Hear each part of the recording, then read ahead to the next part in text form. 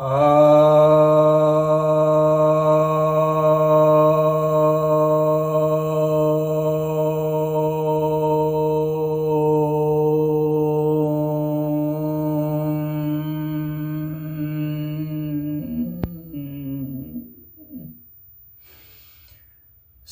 भक्तजनों को सप्रेम नमन।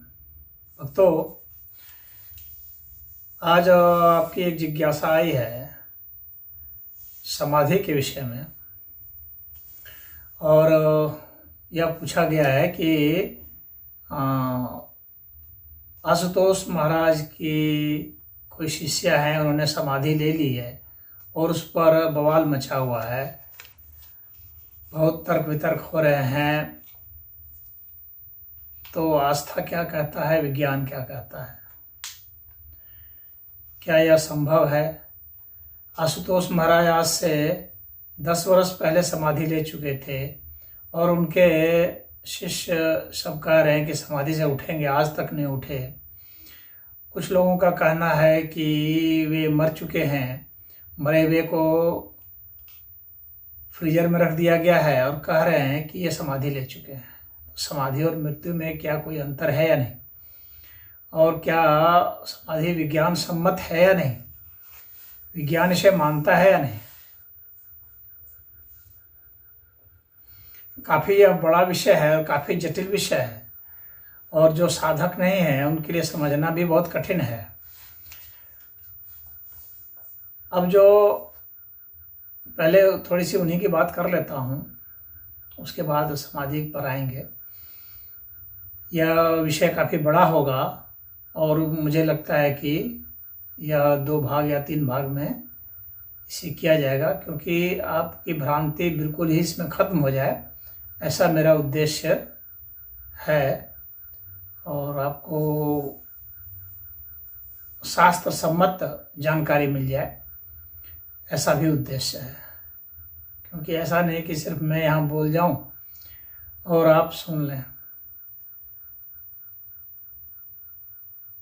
क्योंकि इसमें बहुत सारे साधक भी शामिल हैं देखने वाले में, तो उन्हें ऑथेंटिक जानकारी मिलनी चाहिए ताकि आगे वे कभी कोई साधना कर सकें तो निश्चिंत होकर के। हालांकि मैं योग साधना बहुत बताता आया हूँ, आगे भी बताता रहूँगा, लेकिन अभी ये ज्वलंत विषय है। तो उनकी जो शिष्या समाधि ले ली है, अब TV9 भारतवर्ष पर इस पर बहुत विस्तार से दिखलाया भी जा रहा था। डॉक्टरों का यह कहना था कि पल्स जो है वो भाग चुका है, हृदय गति रुक चुकी है और मस्तिष्क की जो तरंगे हैं वे नहीं आ रही हैं, परंतु फिर भी कुछ हलचल ECG में दिख रही है। तो अब उन्हें मृत घोषित किया जाए, क्लिनिकली डेड है, या वे समाधि में है, इसी विषय पर लगातार बहस था।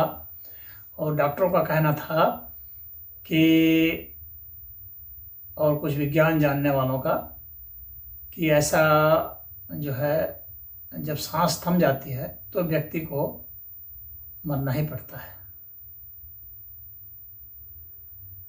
लेकिन योगाभ्यास में क्या किया जाता है, अब उनका ये कहना है कि भाई श्वास प्रश्वास कैसे जब बंद हो गया तो फिर कैसे जीवित रहेगा। तो ऐसा है कि हम जो है फेफड़े से ही श्वास प्रश्वास नहीं लेते हैं। पहली बात तो यह समझने की बात है, जो कि वहाँ कोई बता नहीं रहा था।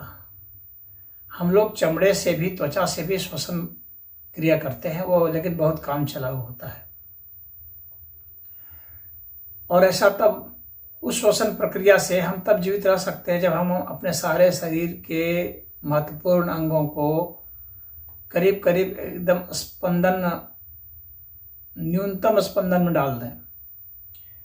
यानी अंग हमारे जो है न्यूनतम स्थिति में हो जाएं, हमारी मांसपेशियां वैसे में सूख जाती हैं और शरीर तो कमज़ोर खैर हो जाएगा बहुत, काफ़ी लंबे समय से व्यक्ति भूखा प्यासा रहता है और शरीर के प्रति उसका रुझान नहीं रहता है, लगाव नहीं रह जाता है और जीने की कोई खास इच्छा नहीं रह जाती है, यानी शरीर के रिवाइवल की इच्छा नहीं होता है।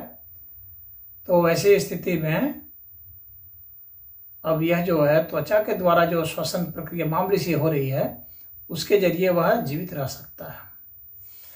और यह भी संभव है कि जो रेस्पिरेशन है वह एरोबिक न होकर के एनारोबिक रेस्पिरेशन भी थोड़े अर्थ में शुरुआत हो जाए, यह संभव है उस विशेष परिस्थिति।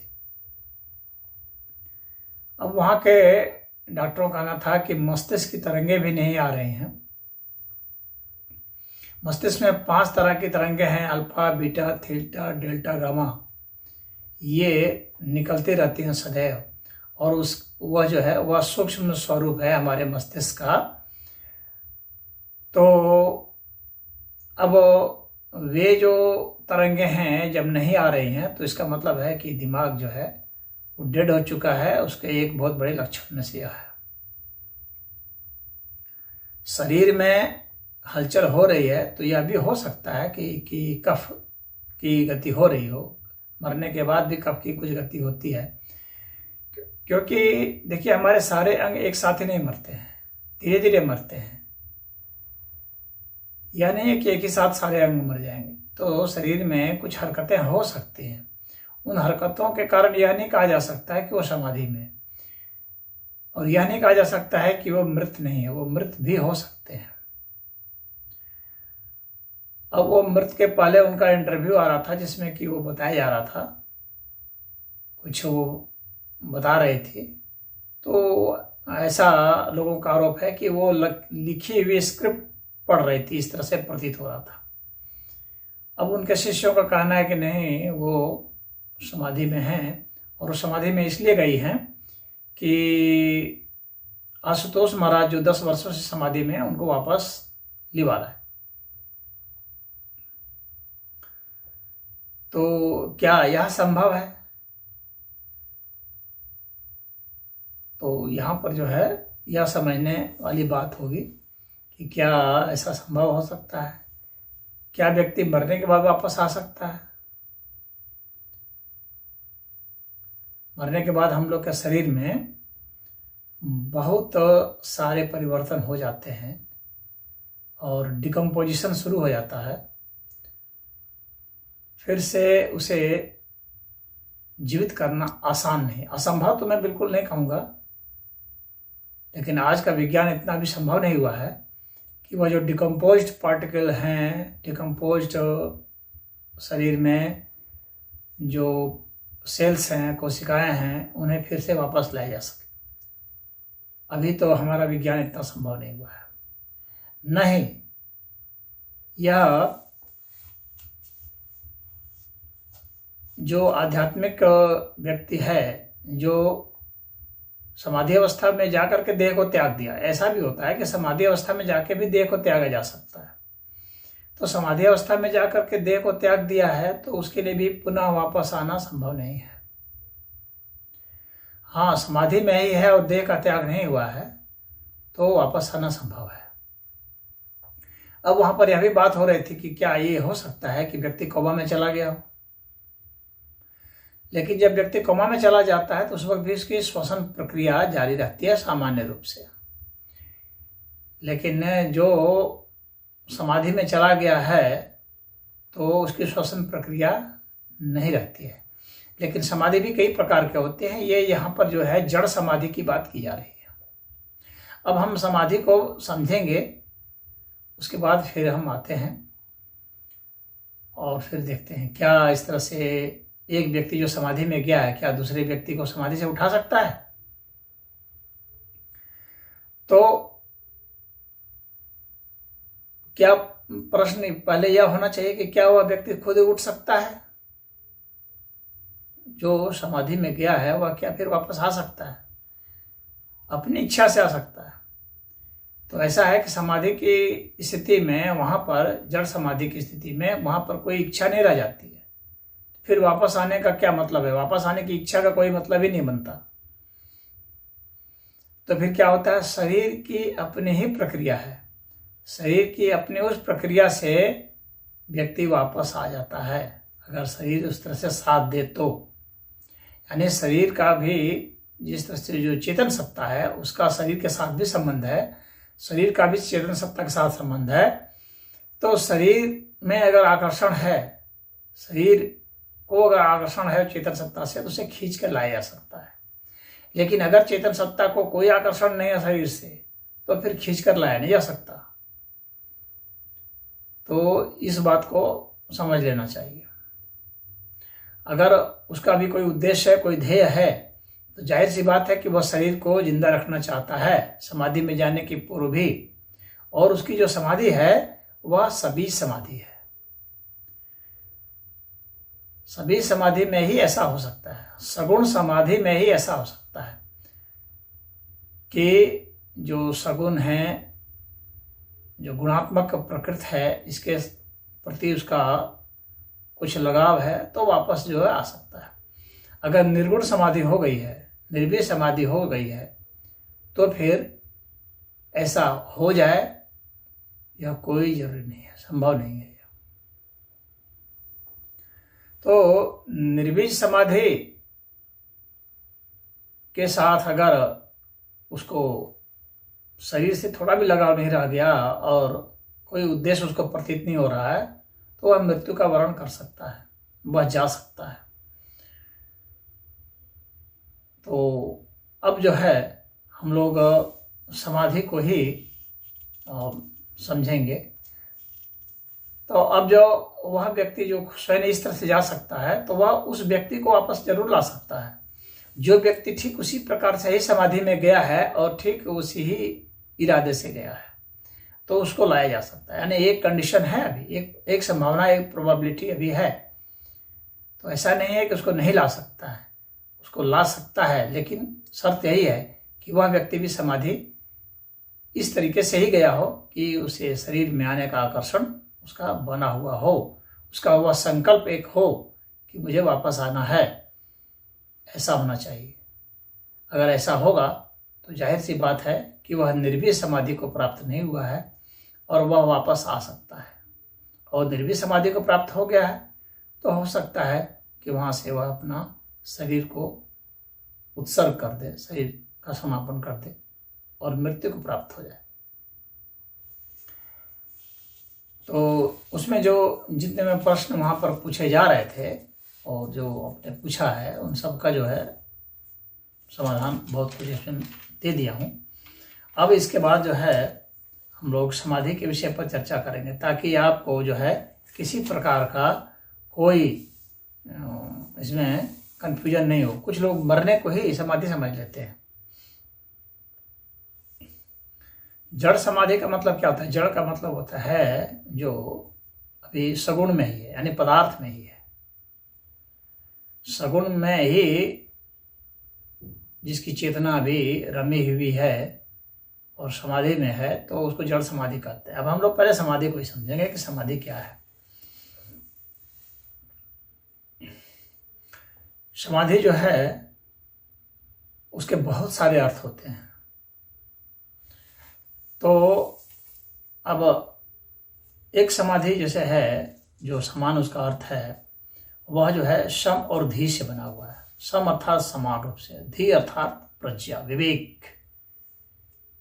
तो प्रज्ञा है, विवेक की जो सूक्ष्म अवस्था होती है उसको प्रज्ञा कहते हैं। और बुद्धि की जो सूक्ष्म अवस्था होती है उसे विवेक कहते हैं। विवेक की सूक्ष्म अवस्था को प्रज्ञा कहते हैं। और प्रज्ञा की जो सूक्ष्म अवस्था है उसको धी कहा जाता है। तो समाधि किसको कहते हैं? शम और धी, समान रूप से प्रज्ञा जहाँ समान हो चुकी है, जिसको भगवान कृष्ण ने गीता में कहा है, सुख दुख लाभ हानि, जय पराजय, स्तुति निंदा, सभी में सम होना, ये योग है, ये बताया है। तो ये समाधि के उन्होंने श्रीमद् भगवद गीता में भगवान कृष्ण ने उसके लक्षण और ये सब भी बताया। खैर, तो अभी हम लोग देखते हैं कि समाधि जो है पहले हम लोग महर्षि पतंजलि के जी के हिसाब से ही समाधि का हम लोग वो करते हैं कि जो अष्टांग योग है, योग सूत्र पतंजलि का, उसमें जो पहला अध्याय जो है समाधिपाद है, उसमें कहते हैं योग के विषय में कहते हैं योग चित्त वृत्ति निरोधा, योगश चित्त वृत्ति निरोधा, योग चित्त वृत्तियों का निरोध है। और चित्त की जो वृत्तियां हैं उनका निरोध कैसे हो सकता है? तो अभ्यास और वैराग्य से। अभ्यास वैराग्याभ्याम तन निरोधा, ये है, ये 12वें श्लोक में, 12वें सूत्र में है, पहले अध्याय के। अब उसके बाद वो सभी समाधि की बात करते हैं, वो 46वें सूत्र में, ता एव सबीजः समाधि। कहते हैं कि ये जो है, ये ही सभी समाधि है। ये जो चारों समापत्तियां, सवितर्क समाधि, निर्वितर्क समाधि, सविचार समाधि और निर्विचार समाधि, यानी पदार्थ शब्द इन सब की जो भावना है उसमें तर्क वितर्क जो करते हैं, वह अभी पदार्थ से लग करके ही है या उससे हट करके हो गया तो निर्वितर्क हो जाएगा। विचार से है, गुण विचार से भी भास रहा है तो वह अभी, यानी कोई एक सूक्ष्म विचार चल रहा है तो वह अभी एक समाधि है। और निर्विचार है, यानी विचार से ऊपर चले गए हैं तो वह भी एक समाधि है, जो ऊंची अवस्था है। लेकिन है ये सब सभी समाधि ही, जहाँ विचार शून्य अवस्था आ जाती है। परंतु ध्यान रहे, विचार शून्य का मतलब ध्वनि शून्य नहीं है, क्योंकि विचार, ध्वनि जो है ना वह विचार नहीं है। तो सभी समाधि है तो वहाँ पर सूक्ष्म ध्वनियाँ हैं, रश्मियाँ हैं। अब निर्विष समाधि के विषय में पतंजलि जी कहते हैं 51वें सूत्र में, तस्यापि निरोधे सर्व निरोधा निर्बीजः समाधि। तो कहते हैं कि उसके जो संस्कार हैं, यानी जो प्रज्ञा के भी जो संस्कार हैं उसका भी निरोध हो जाए, और उस निरोध का भी जो संस्कार है उसका भी निरोध हो जाए तो निर्विष समाधि हो जाती है, यानी बीज नष्ट हो जाता है, यानी फिर से उसको जन्म लेने का कोई मतलब नहीं रहता है, सभी में जन्म लेने का मतलब रहता है। तो फिर पतंजलि जी तीसरे अध्याय के तीसरे सूत्र में परिभाषित करते हैं, तदेवार्थ मात्र निर्भाषम स्वरूप शून्यम एव समाधि। ये उसकी परिभाषा देते हैं कि जब वह अर्थ मात्र से भासने लगता है, कौन?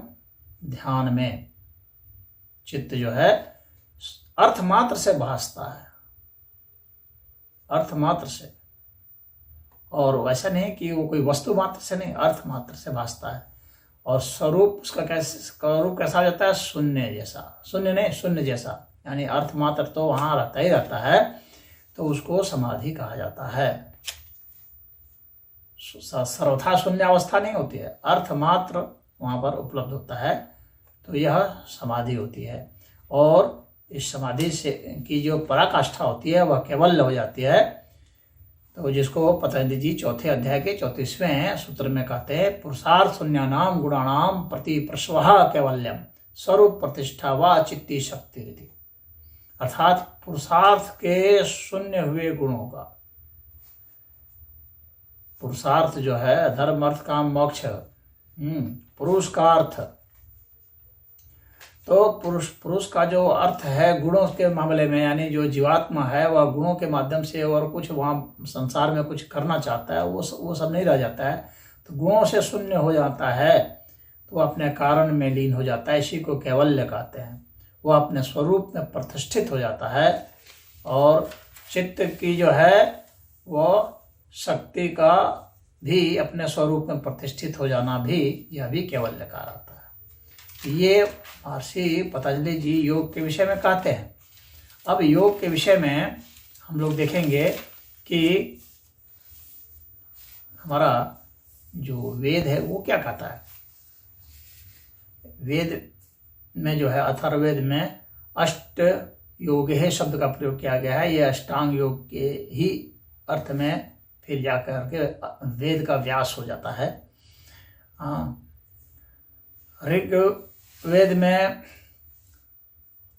8वें मंडल, एक उदाहरण में दे रहा हूँ, 8वें मंडल के सूक्त 7 के मंत्र 29 में कहा गया है, सुषोमे शर्याणावत्यारजी के परस्त पस्त्यावती युयुर्निचक्रयो नरः। तो इसका पदार्थ मैं कह देता हूं। नरह का मतलब हो गया कि सब इंद्रियों के नेता जो हैं वो प्राण है। निचक्रया अर्थात धीर गति से माने स्थिर गति से। सुषोमे यानी मधुर रसयुक्त। आर्जिके यानी स्थिर संबंधित। पस्त्यावती यानी ग्रह सहित। सर्याणवती यानी ब्रह्मरंद सरोवर के मध्य ययुहु जाते हैं। इसका भावार्थ हो गया कि बारंबार समाधि के अभ्यास से वे प्राण जो है प्राण शक्ति सिर के ब्रह्मरंध में जाकर शांति पाते हैं। ये हमारे वेद में समाधि के विषय में कहा जा रहा है। एक और ऋग्वेद का बता रहा हूं। यदग्नेश्यामहं त्वं त्वं वाधाश्यामहं सुपुष्टे सत्या इह शीशः। अर्थात हे प्रकाश स्वरूप परमात्मा, जबकि मैं तू हो जाऊं और तू भी मैं हो जाए तो तेरे कल्याण भावनाएं एवं शिक्षाएं सत्य हो जाए। यानी यहाँ एकाकारता की स्थिति बतला रहा है। यह योग की स्थिति, समाधि की स्थिति बता रहा है, सम की स्थिति बता रहा है।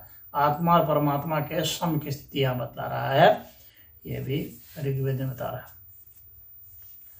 अब इसके बाद जो है हम यह देखते हैं कि हमारे गीता में भगवान कृष्ण ने क्या कहा है।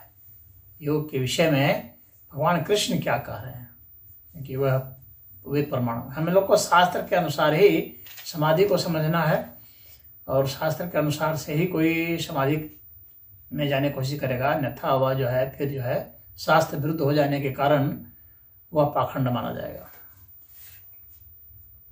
पाखंड अर्थात वेद विरुद्ध। पाखंड कहते हैं वेद विरुद्ध होने को। गीता में दूसरे अध्याय के 53वें श्लोक में भगवान कह रहे हैं, श्रुति वि प्रतिपन्ना ते यदा स्थास्यति निश्चला समाधावचला बुद्धिस्तदा योगम अवापस्यसि। तो कह रहे हैं कि जो सगुण कर्मफल जो बताए गए हैं श्रुति में, उससे कोई जो प्रभावित नहीं होता है, परस्पर विरुद्ध बातों से कोई प्रभावित नहीं होता है और निश्चल हो जाता है, यानी एकाग्रचित हो जाता है। जहां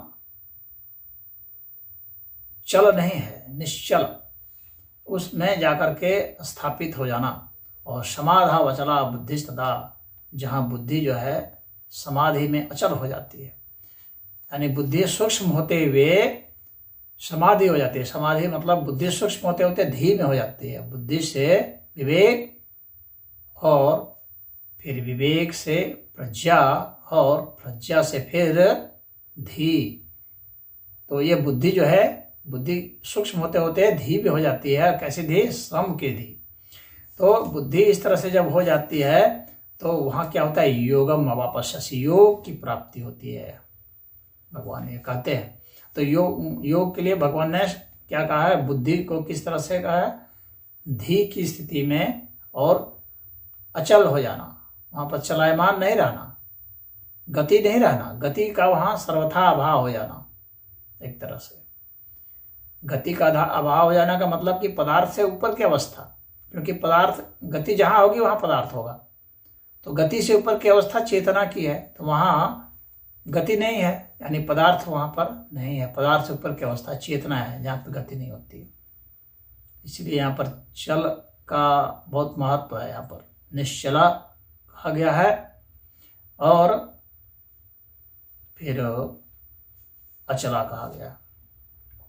अब इसके लक्षण क्या होते हैं? भगवान कृष्ण यहाँ पर बता रहे हैं, प्रजहाति यदा कामान सर्वान पार्थ मनोगतान आत्मन्येवात्मना तुष्टः स्थित प्रज्ञस्तदोच्यते। 55वें श्लोक में है, दूसरे अध्याय के। कह रहे हैं कि जो कामनाओं से जिसका मन जो है आगे जा चुका है, यानी कामनाओं से इसका मन ऊपर उठ चुका है, और जो ऐसा व्यक्ति है जो अपने आत्मा में ही संतुष्ट है, उसको अब बाहर कहीं कोई तुष्टि नहीं खोजनी है, तो उसकी तुष्टि जो है वह अपने भीतर में ही जो संतुष्ट है, उसी की प्रज्ञा, स्थित प्रज्ञा उसी को कहा जाता है, यानी उसी को समाधि में कहा जाता है। स्थित प्रज्ञा अर्थात प्रज्ञा जहाँ स्थित है, तो प्रज्ञा जहाँ स्थित है, स्थित प्रज्ञा हो गया, तो वह जो है समाधि की अवस्था है। जब प्रज्ञा स्थित हो जाती है तो वह समाधि हो जाती है।